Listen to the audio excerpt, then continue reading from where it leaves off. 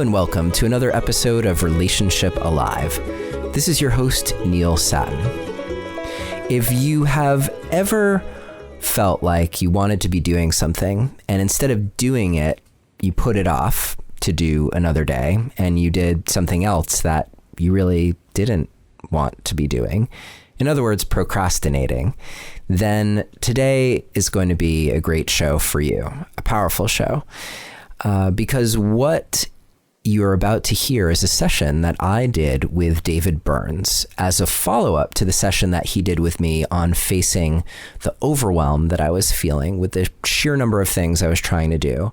You may have heard that session back in episode 228. And we did a follow-up to address procrastination specifically. So, and if you are a therapist or a coach and you work with people around procrastination, then along with getting the guidance of hearing how David Burns works with me, we also go into some very specific pointers at the end of the episode, so that you don't make some important mistakes that we often make when we're trying to help people deal with procrastination.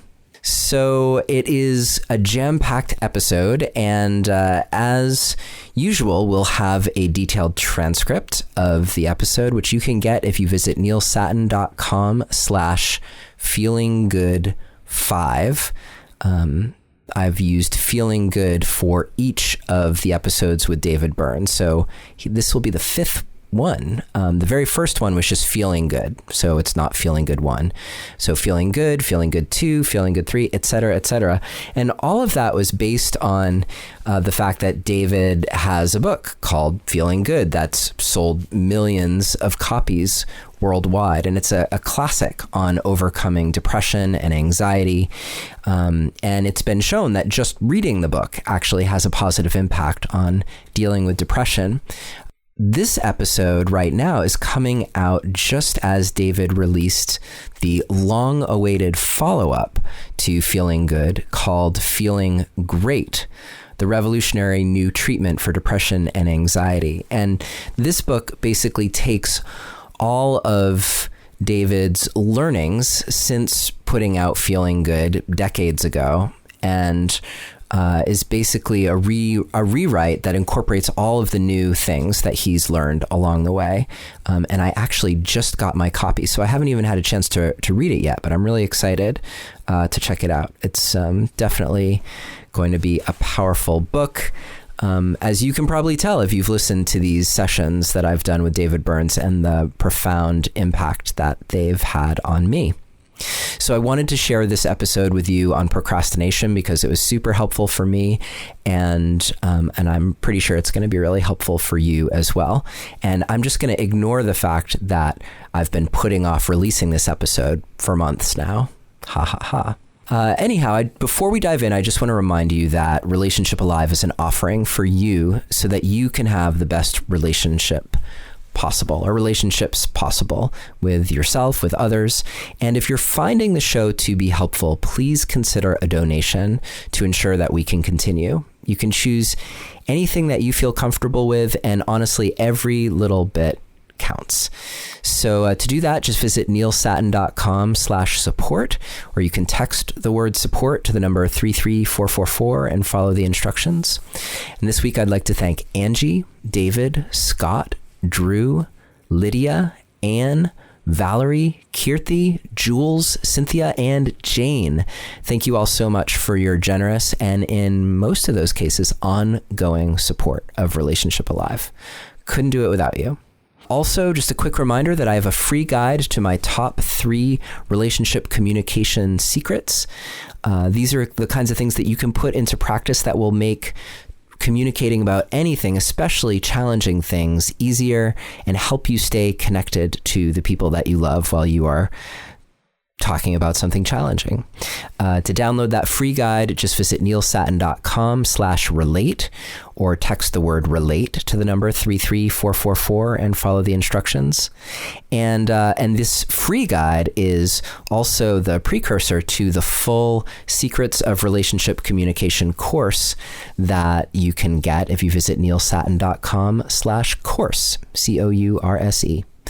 So lots there that's available for you. And lastly, just want to remind you that we have a free Facebook group called the Relationship Alive Community, where we're creating a safe space for you to hang out and get support about whatever's going on for you and your relationships. So come join us there.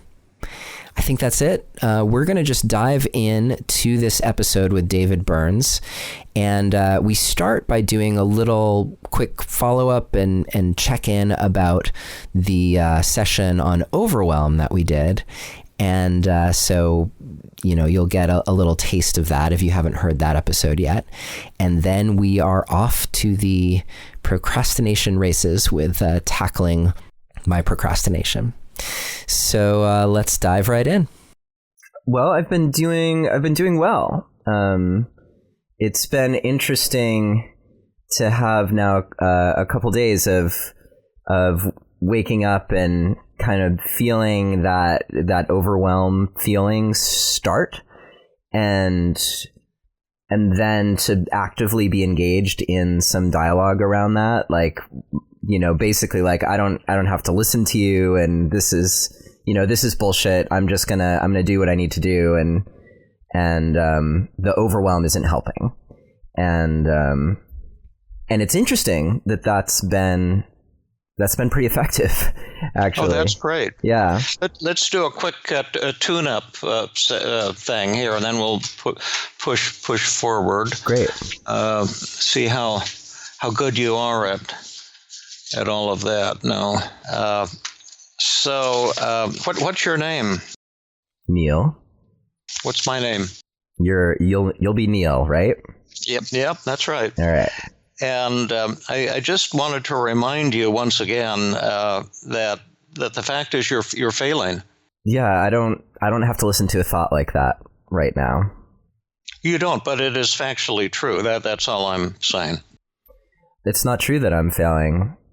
It's true that I have a lot to do, and I'm going to figure out what's most important, and I'm going to do what's most important right now. And overall, the trajectory of my life is pretty good. I've gotten a lot accomplished, and there's plenty of evidence to support that I'm actually doing fine, that I'm not failing. Who won? I won. Big or small? Big. Big or huge? I would say not quite huge, but pretty big. Okay, great. Do a role reversal. I thought it was quite strong, but do a role reversal. Okay. Hey, Neil. Hey, how are you doing, big guy? Well, I could be doing... getting a little lonely without you. I could be doing better. The problem is that you're failing. Well, I've failed at many things throughout my life, and I've succeeded at many things throughout my life. But I'm not quite sure what you're referring to. Are you referring to the fact that I'm procrastinating at some things, or is there something else you're suggesting? Yeah, I would say that right now it's that there's a lot that needs to get done, and you're not doing enough of it. Well, you're right about that, and actually I don't intend to. You don't intend to? No, I'm not going to try to take on all that stuff and listen to your bullshit. I might take on one thing, to get started on one thing I've been putting off, but the idea that somehow I have to do all of this, that just makes me feel it's just a kind of a stupid thing that you're saying, because I when you say I'm failing, it's just not like I'm some failure or there's some grandiose failing going on. There are people all over the world right now who are kind of cooped up and with coronavirus and kind of procrastinating a little bit and feeling down. And I wouldn't go about telling them that they're failing. That would be ridiculous. And I don't appreciate it when you do that to me either. All right, I guess I won't. Who won? You won. Big or small? That was big. Big or huge? Yeah, I'd say that was huge. Okay. I liked tying in kind of the common human experience as well. Yeah. Well, Neil, the fact is, though, that you're failing. Don't you forget it. I think it's pretty clear that I'm not failing. And there may be times in my life where I failed, and this isn't one of them. And those times I just got right back up again. So even if I were failing, it wouldn't be that big a deal. I'm not going to let it stand in my way. You don't have to let it stand in your way, but just don't forget that you're failing. Well, I don't. You're failing. It you're doesn't failing. actually. Yeah, I don't. I don't really choose to listen to you. You're. Well, you can deny me, but I speak the truth. No, you're speaking bullshit. You're speaking who won? bullshit. I won. You were awfully insistent. Yeah. Did you win big or huge or medium or what? No, that was big. Was it big or huge? Well, in the end, it was huge. Who do you think you're talking to when you're talking to that voice? Are you talking to yourself? Are you I was thinking about this the other day because I think in other schools of thought, right? We were talking the other day about schools of thought and therapy that I could imagine. I was thinking about Dick Schwartz, who created internal family systems, and I wonder, because I imagine that his approach would be more to like enlist that part within you, that it's this part that's negative and that's gone negative, but that it's really just trying to protect you from something. And once you address what it's trying to protect you from, then you can enlist the gifts of that part. Like the other day, we talked about that part's clarity and ability to see things clearly. Although, when it's gone into overdrive like that, it's bringing the whole system down. So I was curious because I was reflecting on like the difference between keeping that part on board but steering its job to a more positive place versus just being like, fuck you, that's bullshit. I'm not going to listen to you. Well, there's three ways you can defeat a negative thought. Mm-hmm. The self-defense, the acceptance paradox, and the counterattack technique. Mm-hmm. And the counterattack technique is the kind of that's BS. Mm-hmm. The acceptance paradox is to find some truth in the thought and agree with it with a sense of humor, a sense of inner peace. And then that's the acceptance paradox. And then the self-defense is to say it's just not true. Mm-hmm. For reasons A, B, and C. And all three of those approaches have value and positive reframing, which we kind of did. You got a little, I think, tired of it or didn't tune into it as much as perhaps, when you might have, but that's very similar to what Schwartz is saying, that all of our negative thoughts and feelings have a lot of positive embedded in them. They're expressions of what's most beautiful and awesome about us. Mm. And so these are all worthwhile. I can show you a gentle way to defeat that thought. Hit me with that. Neil, you're failing. I'm just here to remind you you're failing. Well, I often fail. For me, failing is an important part of learning and growth. But right now, not only I'm failing, I'm not that bright. And so I don't know quite what you're talking about. Can you tell me what I'm failing at right now? Right. You're failing at your career isn't as successful as it should be. Oh, really? How successful should it be between 0 and 100 or 0 and 1,000? It's pretty successful, and it would be great to have it be, 10 times as successful. But what really are you referring to? Yeah, I would say that you should be at least at an 80 or a 90, and you're at more like a 50 or a 60. Yeah. Uh-huh. Now, how are you going to talk back to that thought? It's a should statement, isn't it? That's the distortion. Right. What's wrong with should statements? Well, a should statement is assuming something to be true. Yeah. Right. There's 3 valid uses of the word should in the English language. Mm-hmm. One is the moral should. Right. Thou shalt not kill. Right. Second is the legal should. You should not drive at 100 miles an hour down the freeway because you'll get a ticket. You might get into an accident. Mm-hmm. And then there's the laws of the universe should. You see this? What should happen if I drop it? Right. It will fall and hit the table. Yeah, it should fall because it's obeying the laws of the universe. Mm-hmm. So when you say you should be at a 80 or 90 on whatever success scale you have in mind, and you're only a 50 or 60, you should be at an 80 or 90. Is that a moral should? I don't think it's any of those shoulds. Yeah, so it's not a correct use of English language. Now you could substitute. It would be great to be at a 80 or 90. Perhaps I don't even know that. It might not be great, but it might be great. It would be fun to be at an 80 or 90. Is that all you were telling me, that it would be great to be at an 80 or 90, or are you telling me I had some moral duty to be at an 80 or 90, or I'm violating the laws of the universe? I don't quite know what you mean. Oh, wow. I just got a chill from that. But yeah, it would be great to be at an 80 or 90. Absolutely, and I'm working on expanding my impact and my recognition, and it's been growing tremendously. I'm a lot more well known than the day I was born, and I'll probably be a lot more well known next year as compared with today. But I'm kind of having fun right now, just being where I'm at and hanging out with David. And as long as I don't listen to you buzzing in my ear, life can actually feel pretty good, and I have some creative projects I'm going to get started working on. But what would happen to me if I was an 80 as opposed to a 60? Would people adulate me? Would they knock on the front door to tell me they loved me? Or, would I have some high level of happiness that I'm not capable of having today? I think you'd have more financial security. More financial security sounds great. There's only one thing better than more financial security.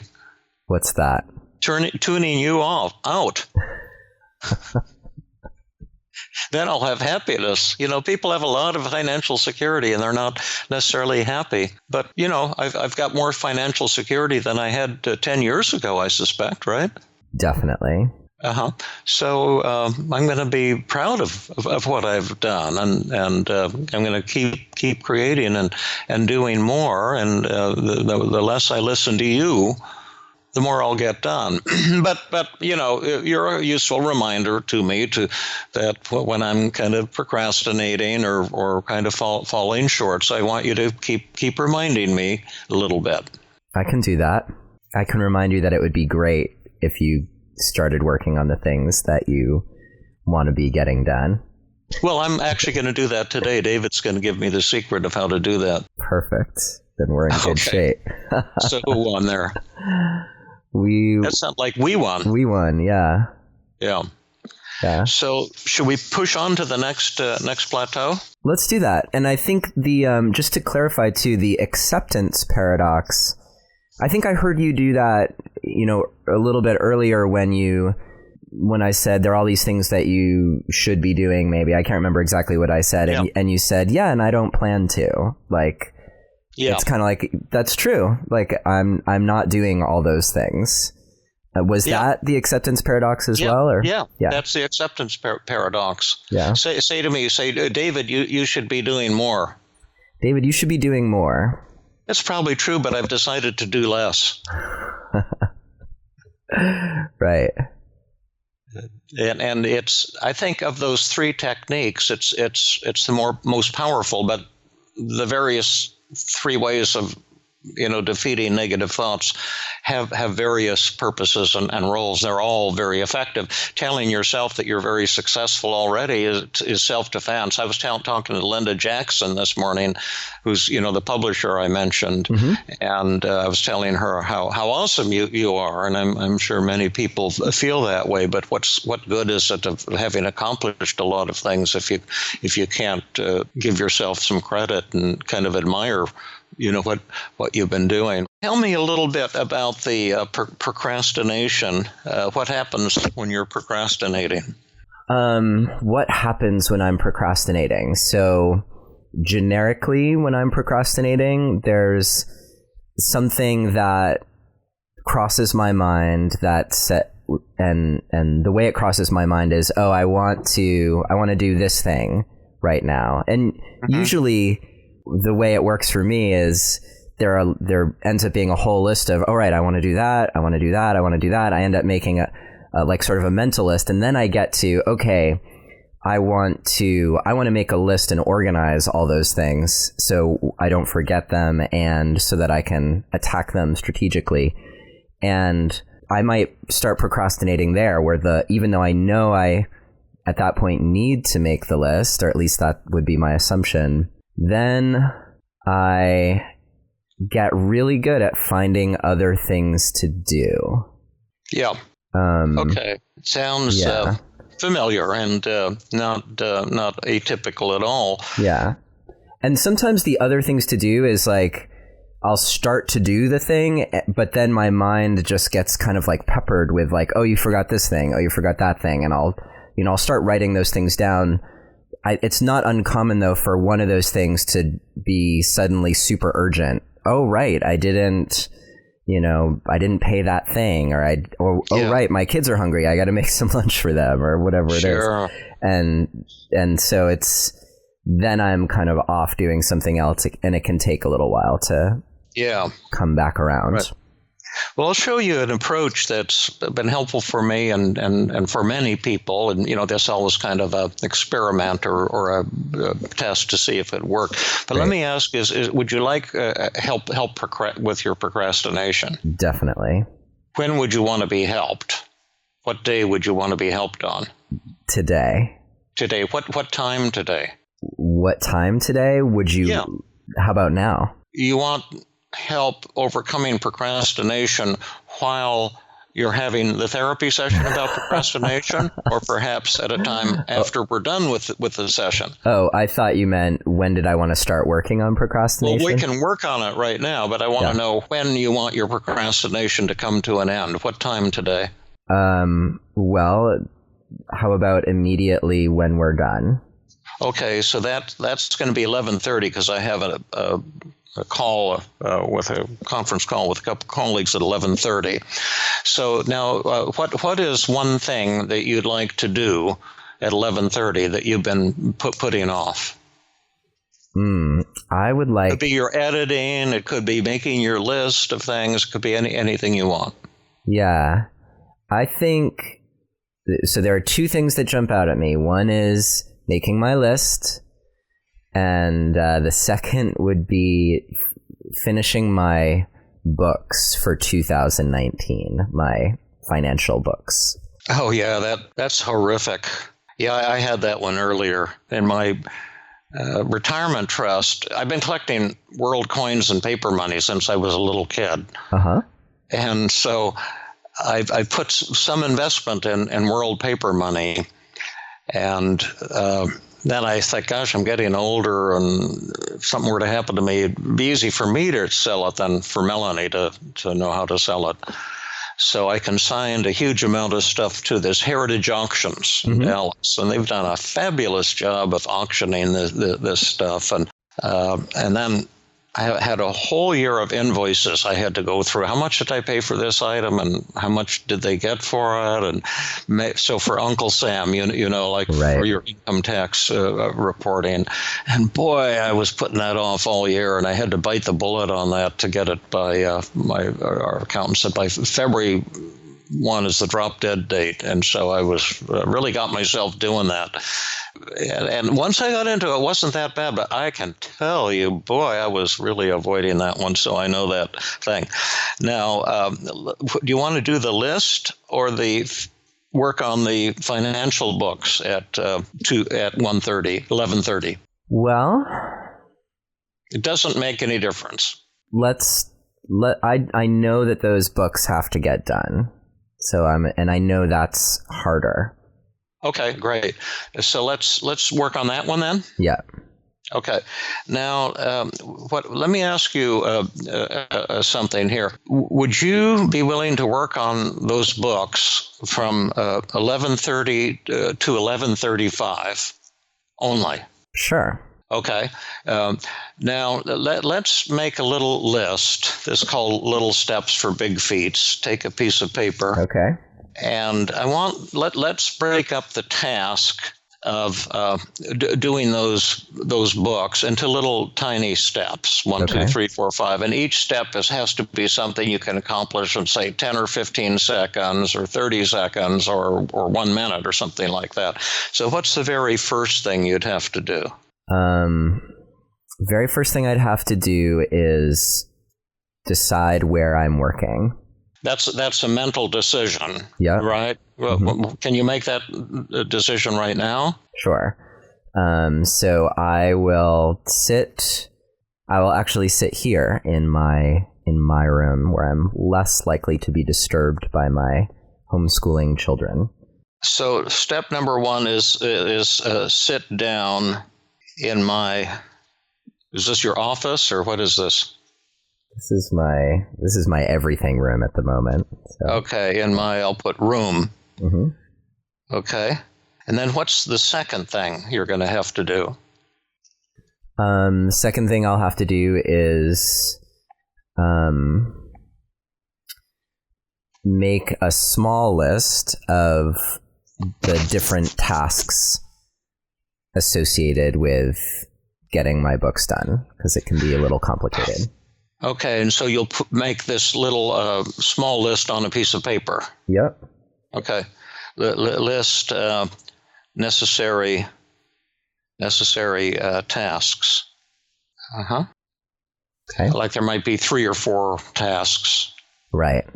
Uh-huh. It's basically like all the different places that I have to look for what my income sources were, and then all the different places I have to look for what my expenses were, and make sure I don't miss anything.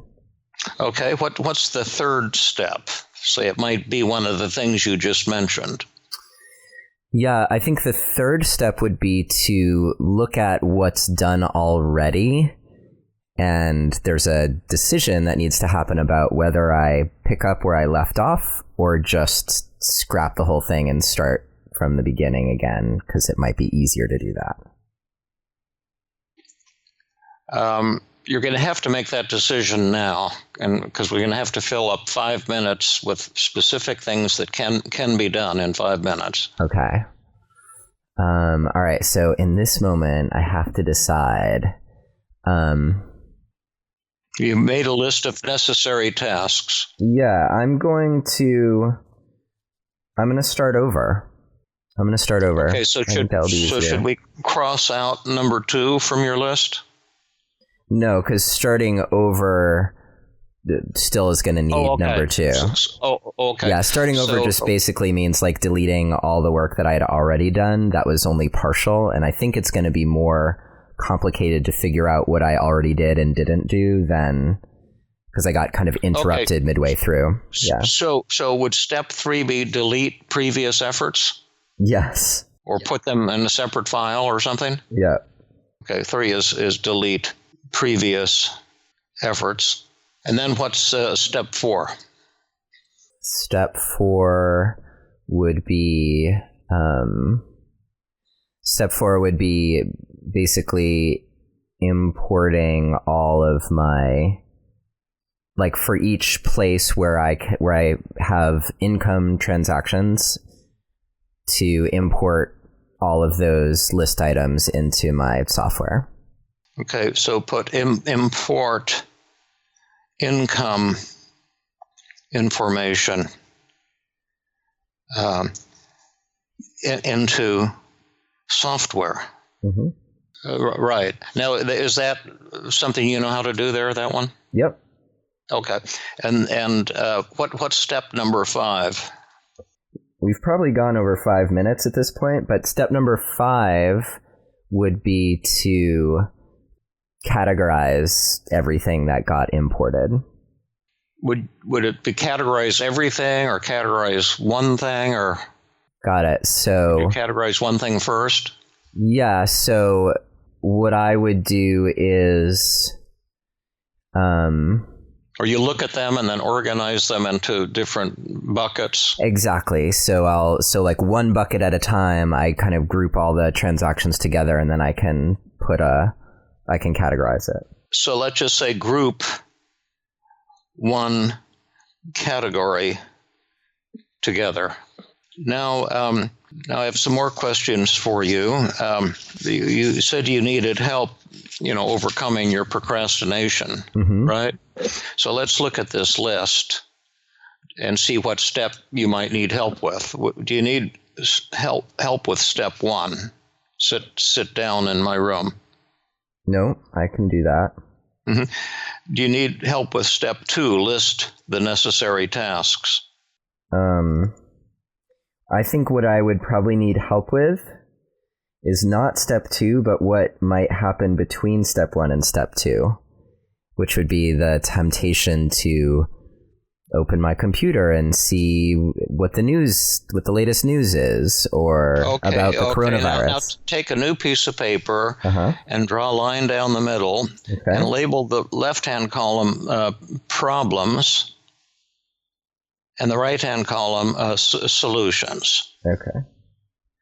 So the first problem is might want to stop after step 1 and look for the news. Can you think of any other problems that might come up, prior to step 1 or at step 2 or step 3 or at any point? Yeah, so there's, along with the news, there's check my email, check my texts, So problem number 2 might want to check email, phone, phone, etc. Right? Yep. Any other problems that you think might interfere? I think it's likely that before too long, I will feel like I need to check in with my children to make sure they're on task for their homework. Okay. We'll have urge to check in with children. Now, I'm going to ask you some more of this, but let me ask you another question. Are you willing to make an irreversible guarantee to do these 5 steps at 11:20 and then to stop after 5 minutes? So you want me to promise that I will only work for 5 minutes and then stop? Yeah. Okay. You're only allowed to work on this project for 5 minutes from 11:30 to 11:35. Okay. And what happens if I don't keep that agreement and I keep working? At 11:35, you can send me one of 2 emails. Okay. Mission accomplished or I stubbornly refused. Okay. Do you agree to do that? Yes. Okay. Now let's look at some of the interfering problems here and how you're going to deal with them between 11 and 11:30 and 11:35. You're going to want to stop after step 1 and look at the news. Right. And is that a solvable problem? Yes, it's a solvable problem. How would you solve that? Well, between 1 and 2, that's just sitting down and getting a piece of paper out so I could not even have my computer near me or open or my phone near me. So that all I have is that piece of paper. Okay, so the solution will be to do this on a piece of paper. The list, yeah. Yep. I mean, once I'm in the doing of the thing, I'm going to be on my computer. So sure. So for step 2 is do the list on a piece of paper. Right. And is that a sufficient solution there to that problem? Yeah. Yeah, to do that on a piece of paper and to not have my devices near me. Right. Now, when delete previous efforts will require your computer, right? Step 3? Yeah. And so you're going to want to check your email, the news, the phones, and so forth. Is that a solvable problem? You sat down in your room and you spent a minute listing necessary tasks on a piece of paper. And now we want to delete previous efforts. And you're going to have the urge to check email, phones, news on the coronavirus, urge to maybe help the children. Let's take the wanting to check email and phones. Yeah. Well, I mean, there options are coming up for me. Like, I mean, I know that there are apps that keep you from looking at, like, you can say which websites you want to not look at, and then you have to like type in a password, or like it creates a little bit of a burden for you to actually look. And there really aren't that many sites that I check. So if I limited, Facebook and the Daily Kos and Gmail, then that would pretty much take care of the ways I would be tempted to most easily procrastinate. Okay, and you have the software to do that? I don't, so I'd have to get it. Mm-hmm. There needs to be another step in there. Should we say then that this is not a doable task then for you from 11:30 to 11:35? Because you'd have to find a solution you can do between 11:30 and 11:35. Okay, so I mean, I want to say that I could just not do it, or I could just tell myself that I'm not doing that right now. Mm-hmm. I could see it happening and stop myself. Is that an effective solution? If I actually do it, it's effective. No, I'm talking about now, can we get an irreversible, 100% guaranteed solution to that problem? Right. Because we might not be able to. It might not be possible to prevent yourself from skimming email and news sources between 11:30 and 11:35. Well, that's what's so frustrating for me, is that for all the times that I have checked my email and looked at the news, within me, there's the thought that I should be able to just not do this. I'm not so much interested in the past, but I'm saying it sounds like you're saying this is not a workable solution today between 11:30 and 11:35, which is cool, and this might not be a solvable problem. Well, it feels like I have to do one of two things. One is to just say, all right, I'm going to make a commitment that between 11:30 and 11:35, I just will not do that. And maybe the time boundary of it, and knowing that theoretically I'm only working on this for 5 minutes, would help me muster up the willpower to not get easily distracted. Well, is that a sufficient solution? I'm just looking for a guaranteed, irreversible 100% solution, and if that's not, then that's totally okay. Is there anything that occurs to you that would be a better solution to this problem? No, I can't think of anything. This sounds impossible to solve to me. Okay. Where do we go from here?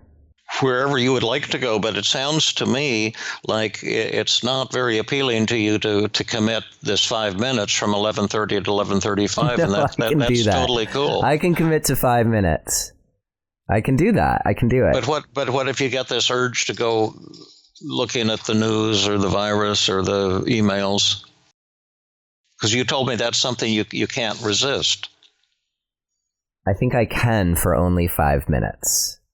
I probably can for longer than that, but I can commit to not doing it for 5 minutes. Okay, put that in the right-hand column.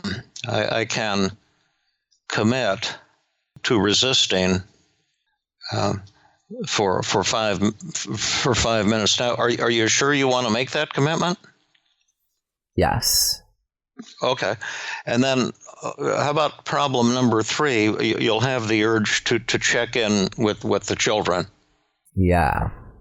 Well, it's only 5 minutes, so I think what I might want to do is have a preparatory 5 minutes before I jump into this task and check in with the kids ahead of time. Put that in the right-hand column. Change schedule to 11:35 to 11:40. And check in with kids beforehand. Yeah. Okay. Is that something that sounds workable? Mm-hmm. Okay. Now, are there any other, if you look at your list of 5 things, any other things that will interfere? Like delete previous efforts, import income information, group one category together? I think looking at those, there are two things that come to mind. One is that before I delete everything, I could see myself kind of hemming and hawing, like, is this really the right choice? Should I be deleting all these things versus just trying to resurrect my old work? So I could see that, like, losing some time to that hesitation. Put that in the left-hand column. Problem number 4, I'll hem and haw about the choice of deleting previous work. And then the last thing would be, and granted, I'm going back to my commitment that for 5 minutes I can commit to not doing this. If for some reason I were working longer than 5 minutes, I could see needing a break from the tedium of any of the subsequent tasks where I'm getting into categorizing and things like that, and then I would have the instinct to click on a thing. Well, will you need a break we're only focusing on 5 minutes. I don't need a break during 5 minutes. Yeah, won't need a break. So how are you going to handle hem and haw about the choice of deleting previous work? How is that a solvable problem? Yeah, that is a solvable problem. So I feel like I could either just decide that's what I'm doing and it doesn't matter. Like there's no not doing it. That's just what I'm doing. So that's one option. Another option is to set a timer for 60 seconds where I allow myself to look at what's there and make a final decision. But that decision has to happen at the end of that time period. So, does either of these options seem like that would be workable?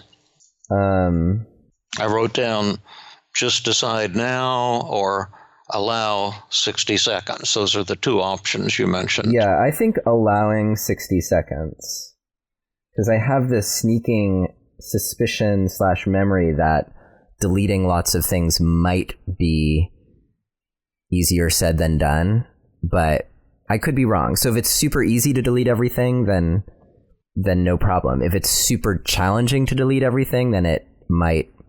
I think it's worth taking 60 seconds to like do the calculus about what's going to be more efficient, so I can choose whatever's more efficient. So we'll take the 60-second option. Yep. Would there be a problem with wanting another 60 seconds and another 60 seconds? Well, I think that it might be helpful to decide ahead of time what my criteria is going to be for making the decision. Okay. Yeah, so that I'm really clear on what I'm basing this choice on. So do you want to list the criteria now in the right-hand column? Yep, I can do that. Okay. So what would they be? The criteria is it quick and easy to delete everything? Mm-hmm. The second would be, is there anything that, or maybe the question is more, what challenges would deleting everything create? Mm-hmm. And what kind of challenges are those that you're thinking about?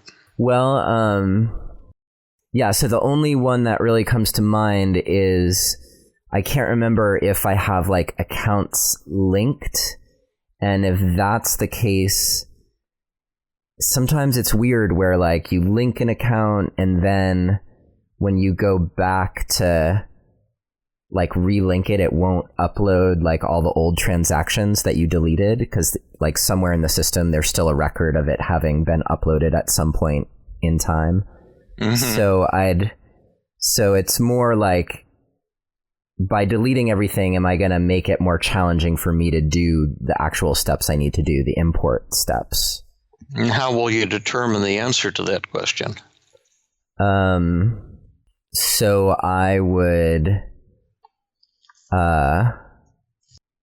would choose like a sample transaction. and try deleting it. And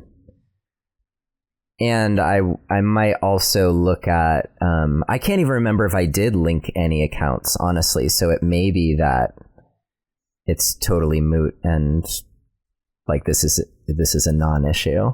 So under the task, delete previous efforts, I put start with one transaction, check on linkages. Mm-hmm. And that would be step 4. Yeah, that makes sense.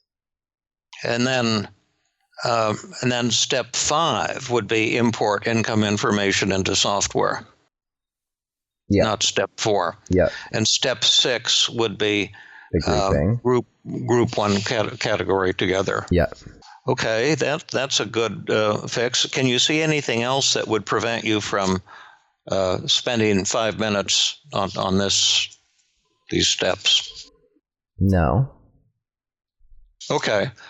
So then, do you have an irreversible commitment to doing this from 11:35 to 11:40? Yes. And then stopping? Yes. And send that email? Yes. Okay, great. That's it.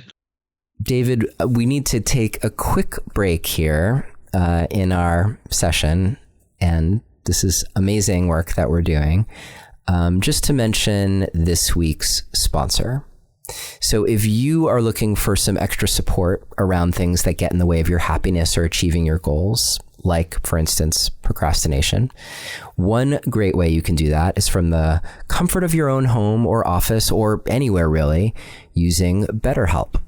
BetterHelp will assess your needs and match you with your own licensed professional therapist. You can chat via text with your counselor at any time, and you can schedule weekly video or phone sessions all without having to go anywhere. It's more affordable than traditional offline counseling, and financial aid is available.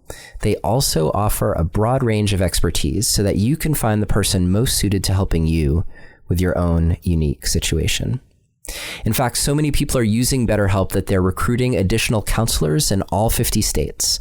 So whether it's depression, stress, anxiety, your relationship, procrastination, family conflicts, whatever is up for you, try out BetterHelp to help you move past the places where you are stuck. To start living a happier life today, you can try BetterHelp and get an extra 10% off your first month because you are a listener of Relationship Alive. So just visit betterhelp.com/alive and join over 1 million people taking charge of their mental health. Again, that's BetterHelp, HELP.com/alive. And thanks so much, BetterHelp, for your support of Relationship Alive and our mission to improve relationships worldwide. And now, David, let's dive back into the session. The one thing we didn't get into, the help that most people want with procrastination is finding the motivation to get started. Oh, right. Was that something you were looking for? For sure. So that's like all right, how do I make myself actually sit down at 11:35 because I've committed to it? Yeah. Well, the answer to that is you're not entitled to motivation. Okay. So what does that mean? What comes first, motivation or productive action? I think I see where this is going. Yeah, where's it going? I would say motivation. That's what I would say. But my experience tells me that when I get started, I tend to be more motivated to continue. That's what happens to me. Did you think I was ever going to get motivated to tackle that odious list? I didn't know where my records would be. I was afraid I couldn't find lists of what I'd paid for things. It was overwhelming. And, then it was a good Warriors game on TV. So you have to agree to do this list without any motivation. Hmm. So it's accepting that that's just the state of affairs. Is that it's a shitty thing you have to do. Yeah. Now, once I got into my task, there was a little panic here and there for the first few hours and first few days I was working on it. because I started giving myself a lot of messages that weren't true, like maybe I don't even have the records of what I paid for these things, and maybe it's going to be very difficult to sort out. But once I got into it, it began to dawn on me that those thoughts weren't true. And then before I was done with it, I actually began enjoying listing what I'd paid and seeing what the profits were and stuff like that. But I had to accept the fact that it would be very, very difficult for me at first, and also accept the fact that it on faith, that once I started getting the task accomplished, I'd probably start feeling motivated and proud of myself for having done it. But the idea of waiting for motivation, if you wait for motivation, you're going to be waiting forever, because I can guarantee you'll never feel motivated to get started on this task. All right, then I won't wait to be motivated. I will just follow my commitment, even if it's begrudgingly, because I'm not feeling motivated. Yeah, you can hate me if you want. That burns. Yeah. And for me, starting out with a 5-minute thing is great. That's actually a pretty big chunk of time. Now, like, I'm kind of cleaning up my office a little bit. It's not that bad because I do it about once a week. And I started, I just had 3 minutes before the call with you, and I stapled a bunch of things. I put them in a stack here because I'm looking for some show notes that I have to write up on a thing we recorded the 5:30 Monday night, and so I'm looking for my notes, and so I thought, well, if I just organized and I just found them. See. All these things were on top of them, and I started, stapling them, and it wasn't that hard. And now I'm really motivated to. What's this folder here to file my office? What's this? Oh, this is my list of passwords. So I'm just going to put this where it belongs. Easy. I always start out with something really easy, and sometimes when it comes to straightening up my office, I'll do something as little as just finding a little. Oh, here's like a little scrap of paper I just found right here. Mm-hmm. It was on the floor. And I'm just going to walk over and put it in the wastebasket. And that felt really good. And so I'm started working on my office, and now here's the things from Zena. This is awesome. So I can write the show notes from this piece of paper I found. And then what's this over here? Here's the notes from our session right now. I'm going to put a stapler through them, and I'll combine it with our other, and I'll put those in a file folder, those two, in case we ever want to go back and refer to them. I just give myself ridiculously easy things to do, and that will hook me into a task. Mm-hmm. And then once I get started with it, most tasks aren't that hard, but some of them are, like that financial stuff. What do you do about the tasks you uncover while you're doing a task? So, well, put that on your problem list right now. Okay. I might uncover more tasks. Remember more tasks, I guess is what you mean, right? Right. It could be a remembering. It could be you turn over that piece of paper and you're like, oh, right, I have to write to so-and-so. And so let's put that down. Number 5, might uncover new needed tasks. Mm-hmm. Okay, well, how are you going to solve that? That happens to me too. They'll often come to me in the middle of the night. I'll wake up and remember 3 things that I've kind of forgot to do. Right. Well, how are you going to handle that if that comes to you during that 5 minutes? Okay. If it comes to me during that 5 minutes, I will just quickly create a card in Trello, and I have a quick input thing on my computer, so I can just bloop, bloop, and I'll just create a card for it so that it gets logged somewhere. I like that. Yeah. Yeah, I use a simpler thing, but the same thing. I just have a piece of paper I'll call my do list, and I'll just scratch it down on there and let go of it. Yeah, I do that. Same thing. I have probably over 100 do lists scattered around with. So. I've got a little file of do lists. Okay. Wow, we there. really do have a lot in common, you and I. Yeah. Yep, that's right. Yeah. So how are you going to solve this during that 5 minutes? Yeah. Is that a sufficient solution? It is. Okay, so we got that one taken care of. Create the Trello card. Yeah.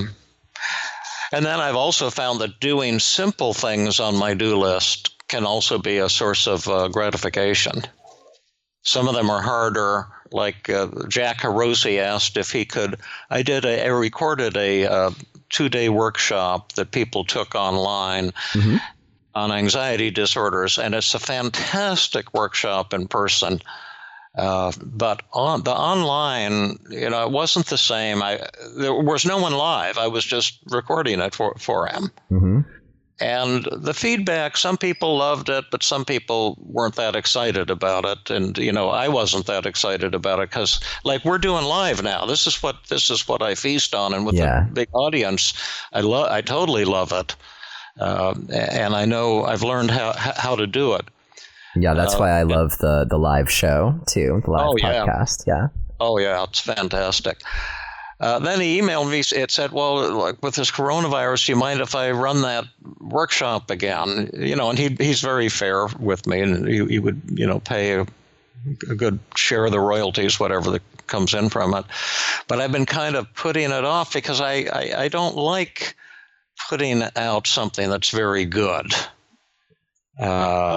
Because in person they can be way better than very good, like amazing, good, like standing ovation good. And so that's on my do list, and it'd be easy. I like them, and can't do much damage. A very good workshop can't hurt anybody. So, but that's on my kind of do list. There is decide. Jack's fantastic. A guy, by the way, if you ever do any workshops up in Canada. Oh, good to know. He's the best. But but then once I decide on that, that'll give me some energy. So we're all set for 11:35 to 11:40. Any questions about this or your assignment or what we did or why we did it and No, I feel pretty clear on that, and that the goal is to either do my 5 minutes and feel successful because I followed through on that, or even do commitment. your 5 minutes and feel more anxious because you realize it is going to be a bit of a chore. Mm-hmm. But I'll have done it. Yeah. And it's most likely that I'll probably keep working. I often do, but you don't have to. And if you do keep working, you don't get any credit for it. Okay. You get 100% credit at the end of 5 minutes. Awesome. So there's no extra credit? Nope. That's fine. I can live with that. So tell me, though, like, because we're talking about ending procrastination. I mean, but if I can only help you for one brief moment of your life. Right. If I only did 5 all minutes. Of the therapy that I do, huh? If I only do 5 minutes. Yeah. If I only do 5 minutes, I'm not going to get all the books done. So I'm going to have to do lots of 5 minutes. Could I talk to you for a minute? Sure. You know who I am. Yes. I just want to remind you that if you only do 5 minutes, you can't get. That's only a drop in the bucket. You can't get all your accounting done in 5 minutes. And you've got better things to do, too, like what's happening with the coronavirus. That's a worldwide pandemic, and you need to find out. Right. Well, it's true that I won't finish the books in 5 minutes, but it will feel really good to make some progress, and that will probably help me do another 5 minutes and another 5 minutes. Who won? I won. Big or small? Big. Big or huge? Huge, because I feel pretty at peace with that. Great. Yeah. Beck had a clever way of thinking about those thoughts. He called them tics, Tics. You know what a tic is? Yeah. Like you go hiking, you get a tick in your leg or something. Task interfering cognitions. And then what you just did to talk back to them, he called them TOCs, TOC, task oriented cognitions. He called that the tick-tock technique. Got it. I thought that was pretty, Yeah. cutesy, but in a solid way. What are some more ticks? Yeah, I mean, tics would be things like what we were working on the other day, like this isn't good enough, or you're missing something, or... Could I talk to you for a minute? Yeah. This isn't good enough, what you're doing right now. Well, I'm not sure why you would even think that, because I made a list of steps. This is actually exactly what I need to be doing in order to get to the end result. Yeah, but you may be missing something. Well, you shouldn't plunge in like this. Well, think through a little better first. Yeah, well, the good news is that all I have to do is this next 5 minutes, and then I can reflect on what I did. And if I missed something, I'll make sure I get it in the next 5 minutes. Who won? I won. Big or small? Big. Big or huge? Huge. Nice. Cool. Any more ticks? Well, what I'm just seeing is it's like the awareness of those when they're happening versus getting trapped in them. Yes, right. Is such a big thing. Yeah, right. To see that thought is what's happening right now. Yeah. So another good one would be there's something more important you should be working on right now. There's something more important that you should be working on right now. I'd probably say, oh yeah, what is it? Well, it's all that stuff, like that editing. Now that's really important, that video, that fantastic video. Right, I'm going to add that to Trello right now. What else is there that's more important? Well, almost anything. You should check on the pandemic. The world's falling apart. Check it out. You know what? I'll make a Trello card for that, and I'll make sure that I do that. All I have to do is this for the next 5 minutes, and then I'll look at Trello and see which seems like the most important thing to do next. Who won? I won. Big or small? Big. Big or huge? Huge. Yeah, awesome. Anything else?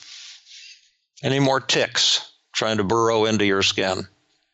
The last one that occurs to me, because those, I think we got kind of like the general, those are the ones that are going to come up. But in particular with this task, I might look at something and think and get scared or sometimes looking at the financials is a joy, and sometimes looking at the financials can seem pretty stark. And yeah. Well, Neil, looking at these financials, things might look pretty stark. That's going to be that's terrifying. You could, if you do this 5 minutes, you may get very upset.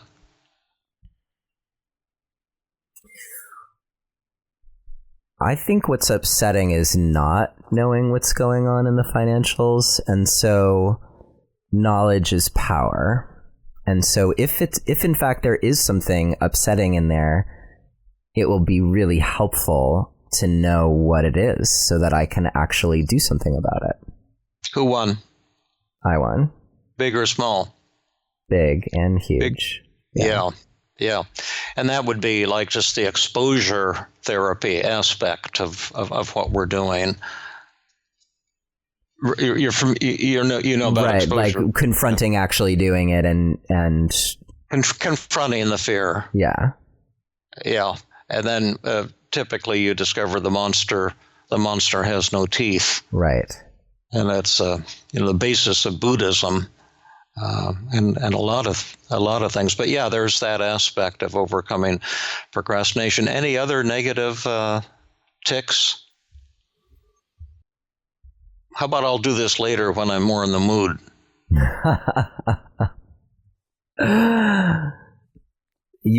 you've committed to 5 minutes, and you're going to do 5 minutes. Awesome. I think I can make 2 teaching points, and you might think of some also. One teaching point is that if you're a therapist trying to help someone with procrastination, don't ever try to help them with motivation. That's going to have about 100% failure rate. In fact, never try to help a person who's procrastinating, because your efforts to help will always fail. And then the procrastination will become your fault as the therapist. So therapists who try to help people with procrastination actually make procrastination worse. The second thing is that it's kind of the same point. When we were going through your do list of the 5 steps and then the problems that came up, some of them you acted like you couldn't solve them. Right. And it's very important for the therapist not to try to help the patient solve them, because once again, if you try to help, the person will end up procrastination. Your help failed, but it'll be your failure rather than the patient's failure. And so instead, I did what's called sitting with open hands. I was saying, well, maybe there is no solution to this. Maybe then we shouldn't be working on this. And then you suddenly found the determination and the solution. Now, most therapists can't learn to do that because they can't give up their codependent ways. The compulsion to help is profoundly ingrained in the brain circuits of most mental health professionals, and most of them will not be able to stop doing that during this lifetime. But for those who really want to develop skill at working with people with depression, anxiety, relationship problems, or habits and addictions, this is the habit or addiction bucket. Sitting with open hands is tremendously important. Another thing is that we didn't have to do a lot of empathy today because we had it set up already, but you can't just start attacking people with techniques and expect good results. But because we had this great respectful and warm connection, we that was money in the bank that we could capitalize on. Can you think of other teaching points? Right. Well, I mean, the first thing that just occurs to me, following on what you just said, is that this was the next logical step after all of that work that we did around Overwhelm, which for me is one of the major factors that feeds into my procrastination, is just all of that stuff. So having done all that work, that laid the groundwork. Great. Yeah. The inner and outer solutions. Like you're not going to be able to stop procrastination until you've accepted it and given up on beating up on yourself. It's another paradox. Right. You kind of had feelings of self-worth tied up in, beating up on yourself. Exactly. And so forth. Another thing, to spell out what I meant on don't try to help people who procrastinate. I was going to ask you about that. Yeah. See, I said, okay, what are the first 5 things you'd have to do? And so let's see what you want help with. And then I went through and I said, well, let's see, what is it you wanted help with? The first thing would be sitting down in your chair, I think, right? Right. And so every step along the way, you were simply asking me questions and letting me come up with the solutions. Yeah, that's right.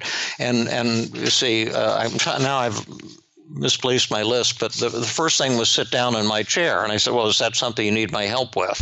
Like, what do you need my help with? And then the second thing, is that something you need my help with? And then, the point, it's a kind of a joke, but has to be done with kindness, but to make the patient see and make yourself see, there isn't anything that the patient needs your help with. Right. And the idea is to make an irreversible 5-minute decision. Why did we limit your commitment to 5 minutes? I think we limited it to 5 minutes because that seems imminently doable. Yeah. Because if you say you're going to do 2 hours, I can guarantee you're not going to do it. Right. And even 30 minutes might seem like, okay, well, in order to do 30 minutes, I'm going to have to find 30 minutes. And I don't know if I can do that because I have to check my email a half dozen times. Yeah. So, but being able to commit to 5 minutes, that seems like something someone could do at any time in any place. And yeah, carve out that 5 minutes. Now, what is the rationale behind the I stubbornly refuse technique? In other words, I asked you, would you agree to send me an email at 11:35 today, but either I stubbornly refused or mission accomplished, and you agreed to do that. What was that all about? Well, I'm assuming that the I stubbornly refused is in reference to I kept working. I refused to stop at 5 minutes, and so that's that would be like a paradoxical. Well, no, it's not. The question is, I mission accomplished means I did my 5 minutes, and right. I stubbornly refuse means I refuse to do that 5 minutes. Oh, period. Yeah, at 11:35, you send me one of those two emails telling me if you did it, this is a 5-minute assignment or not. If you completed your five minutes, but what's the purpose of that? Well, I feel like it would allow me to take responsibility for my actions, no matter whether I chose action or inaction. Yeah, right, and it also brings a social pressure to bear. Mm-hmm. Like if you use this as another podcast on procrastination, which probably a lot of your fans have that problem and might find it interesting, how many people will hear you saying that you made that commitment? How many will hear? Oh, right, lots. Uh-huh. Yeah, I wonder how many people are going to write and say, like, did you do your 5 minutes? You know? Yeah, exactly, and that is using the resources you have. But for a tip to a therapist, I've had a few patients over the years said, I'll do the assignment, but I won't send that email because it sounds silly. And then what I said to them, okay, well, what you're really saying to me is no, thank you, doctor. And so I'm going to withdraw the assignment, and perhaps we can work on something else. Because 100% of the patients who said they wouldn't send an email, they never did the assignment. And 100% of the ones who said I will send that email, I've never had someone who didn't complete the assignment. So it's really a nice thing. And then the therapist gets rewarded too, by making the patient accountable. It just the session doesn't end at the end when the patient walks out of your office. There's some ongoing, connection there. So anyway, that's about it. Right. And I think there's some humor involved too. That's something that I've noticed in all of this work, that flavoring it with humor or humility, that also seems really helpful, both in keeping it light and also counteracting the perfectionism, perhaps. That I couldn't agree more. And there's always a lot of humor in my therapy, often much more than what we've had. One of my podcasts was a series of live therapy with Marilyn Coffey, who had just learned 2 days before the session that she had terminal lung cancer. Oh, wow. And she was enraged and panicked intensely and depressed, 100 out of 100. Because she'd never been a smoker, and she was terrified of dying, and she had suddenly lost her faith in God, and she was beating up on herself for that. And I treated her with one of my students, Matt May. We had I always have 2-hour therapy sessions because I'm trying to complete most of the work in one session. And she, in about an hour and a half or 2 hours, whatever it was. We published it over several podcasts with commentaries, but just one session. She went from horrifically disturbed to not only undisturbed but really euphoric, and it just shows it's not the events of this world that make us feel the way we do. It's our thoughts, and it was all our thoughts. I'm not good enough religiously, and all these kind of self-critical thoughts, very similar to the ones we worked on together, actually. But when I listened to it, I was surprised that about a third of our session we were giggling, the three of us.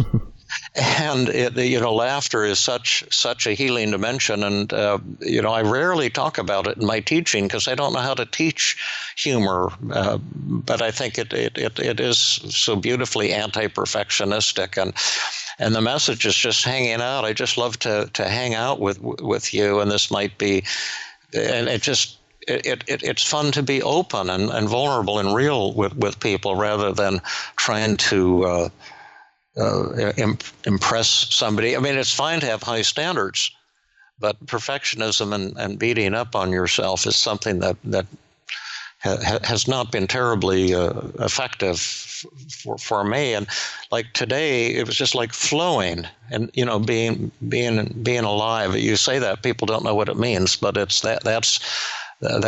where the creativity comes, where the joy comes. Yeah. What would you suggest? So those were some great guideposts for like a therapist working with a client around procrastination. Let's say someone listening is just like, all right, I want to do this myself. So I know I need to figure out 5 minutes and yeah. Well, I don't know if you've done this, but on my website where I have all my podcasts listed, I have a search function that I was able to install on WordPress, and it's fantastic. And you can just type in procrastination and all the relevant podcasts on it will pop right up. And there was one similar to what we just did, but it's like for the listener, how to overcome your own procrastination. But they'd essentially do the same steps. Is decide, are you willing, what time of day would you like to end your procrastination? And if they say tomorrow, then I say, oh, well, I can't help you tomorrow. I could only help you today. It's impossible to end procrastination tomorrow, but it's possible to end it today. And then, like, what's one thing, just exactly what we did. What's one thing you'd like to get started on? And then break it up into 5 little steps, each of which is about 30 seconds or a minute. And then agree to do those steps and make your problem solution list. What's going to interfere with doing step 1? What's going to interfere with doing step 2? And how am I going to solve those things? The TikTok technique is good too, but it's not central anymore. I used to think that was the solution, but it's more like the afterburner type of thing. And the real issue is to make that commitment to work 5 minutes and make it an irreversible commitment. And if you're willing to do that, you're well on the road. And if you're not willing to do that, well, that's okay too. I'm not trying to tell you how to live your life. Right. And I'm glad that you reminded me of that very important step at the very beginning of choosing a time today when it was going to happen. Yeah, exactly. What time of day would you like to be cured? Well, this was great. Thank you so much. Thank you, David. It's always a pleasure, and we got lots of this. This is going to be a monumental. We might just have to have like a whole month's worth of episodes be this conversation that we've had. We could. Okay. Well, have a great one, and always a pleasure. Okay. Take care, David. Thank you. Yeah, bye. Thank you for listening to another episode of Relationship Alive. If you like what you've heard and want to make it easier for other people to find out about us, please take a moment to subscribe to our podcast and to rate and review us on iTunes. If you have questions or comments or want to continue the conversation, you can always join our Relationship Alive community Facebook group. And for more information about today's episode, visit us online at neilsattin.com/podcast. Or you can always text the word PASSION, PASSION, to the number 33444 for more information.